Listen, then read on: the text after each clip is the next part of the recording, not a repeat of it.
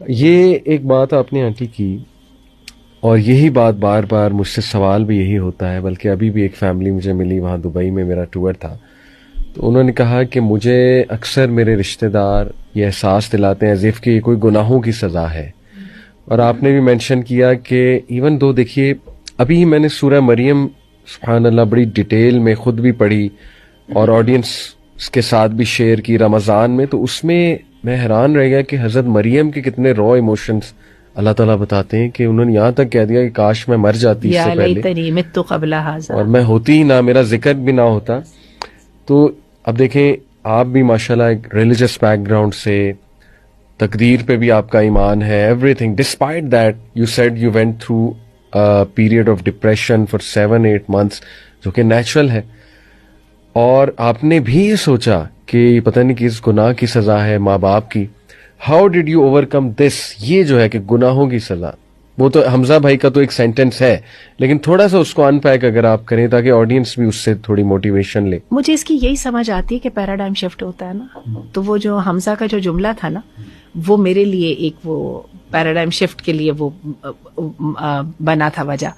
اس کے بعد سے میں نے اس چیز کو ذرا دوسرے اینگل سے دیکھنا شروع کر دیا. حالانکہ مجھے اچھی طرح یاد ہے کہ ڈاکٹر عمر عادل مجھے بہت ناراض ہوا کرتے تھے. اچھا. بہت وہ مجھے نا، کیونکہ میں ان کا بہت سر کھاتی تھی.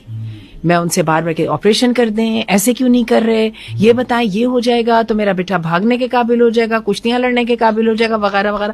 تو وہ مجھے کہتے ہوتے تھے کہ آپ صرف مجھے یہ بتائیں کہ آپ نے ایک صرف خوبصورتی کے لیے جو چیز ہے اس کو آپ اتنی اہمیت دینا چاہ رہی ہیں کہ آپ اپنے بیٹے کو ہر تکلیف سے گزارنا چاہتی ہیں. کیسی ماں ہیں آپ؟ بہت ناراض ہوتے تھے اور آئی ریئلی نیڈیڈ اٹ.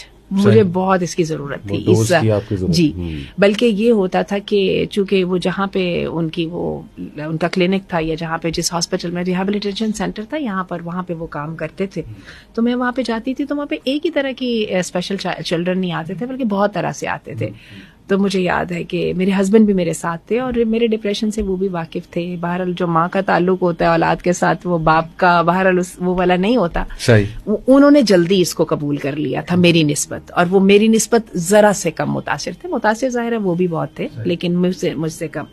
تو مجھے یاد ہے ایک بڑا پیارا سا لڑکا تھا، ان کی عمر کا تھا، اسی طرح چھوٹا 7-8 ماہ کا. اس نے بڑی خوبصورت، ان کی والدہ نے ان کو کڑی ہوئی قمیض پہنائی ہوئی تھی اور لمبی لمبی ٹانگیں، اور اس زمانے میں تو میری نظریں صرف ٹانگوں پر اور بازوں پہ جاتی تھیں. تو مجھے یاد ہے کہ وہ ایک دم وہ بچہ جب ان کی مدر لے کے مڑی تو اس بچے کے منہ سے رالیں گر رہی تھیں. اس کو وہ ڈاؤن سنڈروم تھا نا. اس وقت میرے ہسبینڈ نے میرے ساتھ بہت ہارش بات کی. انہوں نے کہا ٹھیک ہے، دس از دی ٹریڈ، تم یہ والا لینا ہے کہ یہ والا لینا ہے. لائک تم تھنک کہ تمہیں اللہ تعالیٰ نے کیا دیا. تمہارے بچے کو اللہ تعالیٰ نے دماغ ٹھیک دی ہے، جسمانی کوئی پرابلم نہیں ہے، اس کو لے کے تم بیٹھی ہو. اور ابھی آپ یہ جو بات کہہ رہے ہیں نا، حقیقت یہ ہے کہ جس کو ہم نارسائی کہتے ہیں اور جس کو رسائی کہتے ہیں، اس میں فرق ہماری صرف سوچ کا ہی ہوتا ہے. کچھ بھی رسائی نہیں ہوتی ہے. اللہ تعالیٰ ایسی اولاد دے دے جو ہر اعتبار سے آپ کی خوبصورت ہو، لیکن انجام کار کے اعتبار سے خاندان کے لیے، اپنی ذات کے لیے گمراہی کا سبب بن جائے، خود بھی جہنم میں جائے، والدین کو بھی گھسیٹ کے لے کے جائے، جیسے ہم نے سورہ الکہف میں پڑھا ہے. تو آپ کا کیا خیال ہے، دوبارہ وہ ٹریڈنگ پوائنٹ آئے گا یا نہیں آئے گا؟ تو مجھے یاد ہے کہ ان چیزوں نے مجھے بہت پھر نہ اثر کیا. لائک یہ جو اس وقت جو ہارش ٹریٹمنٹ تھا نا، جو اس وقت سختی کے ساتھ جو مجھے جو کوشچن کیا جاتا تھا اور کاؤنٹر کیا جاتا تھا، تو مجھے اس کی ضرورت تھی. اور الحمدللہ آس پاس اتنے ہمدرد لوگ تھے جنہوں نے سیدھا رستہ دیکھنے کی طرف توجہ دی. اور اس کے بعد جب دیکھنا شروع کیا تو پھر آپ دیکھیے کہ ہر اعتبار سے پھر بلیسنگ ہی پائی.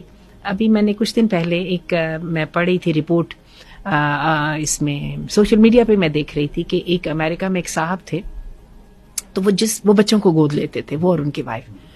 تو جس بچے کو وہ گود لیتے تھے وہ 1-2 مہینے کے بعد اس کی ڈیتھ ہو جاتی تھی. تو پولیس نے ان کے لیے کی انویسٹیگیشنز. تو آپ کو میں بتاؤں کہ وہ صاحب ایک شامی امریکن تھے، یعنی سیرین امریکن تھے، اور وہ ان بچوں کو گود لیتے تھے جن کو ڈاکٹرز نے جواب دے دیا ہوتا تھا، حتیٰ کہ ان کے والدین ان کو چھوڑ کے بھاگ گئے ہوتے تھے. ان کو وہ گود لیتے تھے. اچھا، اور وہ کیوں وہ کینسرس اور اس طرح کے بچوں کو گود دیتے تھے؟ ان صاحب کو خود کینسر تھا. یعنی جب انہوں نے خود یہ تکلیف دیکھی تو ان کو اس درد کا اندازہ ہوا، اور ان کو اس بات کی بڑی تکلیف تھی کہ ان بچوں کے آخری ایام محبت سے گزرنے چاہیے. اور وہ اور ان کی جو بیوی تھی، انہوں نے اپنے گھر کو، آپ لوگ ابھی اس کو سرچ کیجئے گا تو آپ کو کہیں نہ کہیں یہ فوراً مل جائیں گے، بہت زیادہ ویوز اس کو ملے ہوئے تھے. تو انہوں نے اپنے گھر کو ایک کر دیا تھا جس کو ہاسپٹل سینٹر نہیں بولتے ہیں لیکن بچوں کے لیے, اور وہ بچوں کو پیار کر رہے ہیں, گھرے بڑے 10-12 بچے ان کے گرد بیٹھے ہوئے اور وہ گھرے بیٹھے ہوئے ان کو چوم رہے ہیں, ان کو پیار کر رہے ہیں, ان کے کھلونوں میں ان کے ساتھ لگے ہوئے. تو دیکھیے یہ تو سوچ کا فرق ہے نا. مجھے پتا ہے, سوری ٹو انٹرپٹ, ایک محمد بزیق ہیں, میرا خیال وہی ہے شاید. He adopted Libyan, yes, he adopted 80 children.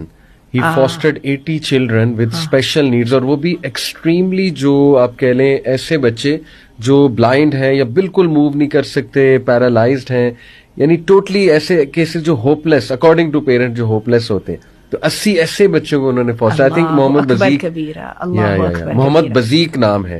میں آڈینس کو بھی ریفر کر رہا ہوں. تو ہم انشاءاللہ کوشش کرتے ہیں, اپنی ٹیم سے کہتے ہیں کہ اس کا ذرا لنک ڈھونڈ کے تو ذرا ڈالیں اس کے اندر. ڈلواؤں گا ضرور, کیونکہ یہ وہ چیزیں ہیں جن کے بارے میں ہمارا سوچنا بہت ضروری ہے. اگین وہی بات ہے کہ میرے جیسی ماں کے جس کے 5 بچے نارمل ہیں اور ایک بچہ ایسا ہو جاتا تو ایک دم میں کوشچن اپنے آپ سے بھی کرنے لگ جاتی ہوں اور اللہ سے بھی کرنے لگ جاتی ہوں کہ وائی می. لیکن اگر آپ دیکھیں تو ایک دوسری سائڈ سے دیکھیں تو کیا حقیقت یہ ہے کہ کیا کامیابی اور ناکامی انہی چیزوں کا نام ہے؟ ایسا نہیں ہے. ٹھیک ہے, مجھے تو اپنے رب پر بہت, اپنے رب کی میں شکر گزار ہوں, اس نے مجھے آزمایا نہیں, بلکہ جن لوگوں کی آزمائش اس سے بہت زیادہ ہے. صحیح. جو لوگ بار بار پتہ نہیں کتنے آپریشنز کرا رہے ہیں, اب یہ 4 مہینے بعد ایک اور آپریشن ہونا ہے, اب یہ ہونا ہے. پھر وہ لوگ جن کے بچے مینٹلی ریٹارڈیڈ ہیں, مسنہ ہی کے ایک کزن ہے جو انجم انکل کے جو بچے ہیں, اب ان دونوں کا بچوں کا بھی یہی ہے, سیریبرل پیلسی, اور اس کے ساتھ ان کا دماغ ٹھیک نہیں ہے. آپ اندازہ نہیں کر سکتے کہ ماشاءاللہ ان کے چچا لوگ بہت ایکسیپشنلی ٹال ہیں, ان کے بچے ٹال ہیں اور دیر از نو ہوپ, اور میاں اور بیوی کی زندگی بس ان بچوں کے گرد ہے. ان کو کھلانا ہے, ان کو پلانا ہے, ان کو کیا کرنا ہے, ان کو ٹوائلٹ لے کے جانا ہے, وہ اس قابل نہیں ہے, عمریں بڑھ رہی ہیں, داڑیاں بڑھ رہی ہیں, وغیرہ وغیرہ. تو بات یہ ہے کہ اگر ہم اس طرح سے کر کے دیکھنے لگیں گے نا دنیا کی طرف, تو یہ لوگ بھی ہمارے جیسے لوگ ہیں. یہ مسنہ ہی کے کزن ہیں, مسنہ ہی کے عبدالقوی صاحب کے جو ہیں وہ فرسٹ کزن کی یہ اولاد ہے. تو یہ تو چیزیں پھر ساتھ ساتھ چلیں گی نا, تو اس کے لیے ہمیں ہی اپنے جو ہے نا نقطہ نظر کو بدلنا پڑے گا. باقی اللہ تعالیٰ انسان کو سکھاتے ذرا ڈنڈے کے ساتھ ہے, اور پھر یہ سوچ لینا کہ دنیا میں ہر بہتری کی جو ہے نا وہ حقدار صرف میں ہی ہوں. اللہ تعالیٰ قرآن مجید میں فرماتے ہیں یحسبون انما نمدہم بہ من مال و بنین نسارع لہم فی الخیرات بل لا یشعرون. ہم نے یہ جن کو ان کو مال اور اولاد دیے ہوئے تو ان کو لگتا ہے کہ شاید ہم نے ان کی دنیا کی زندگی بہت بہتر کرنی تھی, اس لیے بیوقوف ہے, ان کو پتہ نہیں ہے اس بات کا. یہ تو چیزیں انسان کی آزمائش ہیں. تو عقل مند جن کے محمد بزیق کا جیسے آپ نے نام لیا, یہ لوگ خود آگے ہو کے اس چیز کو امبریس کر لیتے ہیں, تو مجھ جیسے جو ہوتے ہیں ان کو پھر اللہ سکھا دیتا ہے. تو میں یہ سمجھتی ہوں کہ آج کی ہماری جو ڈسکشن ہے اس کا نام ہی ہم یہی رکھیں کہ یہ جو اسپیشل بچے ہوتے ہیں یہ کیا گناہوں کی سزا ہوتے ہیں یا کسی نیکی کی جزا ہوتے ہیں.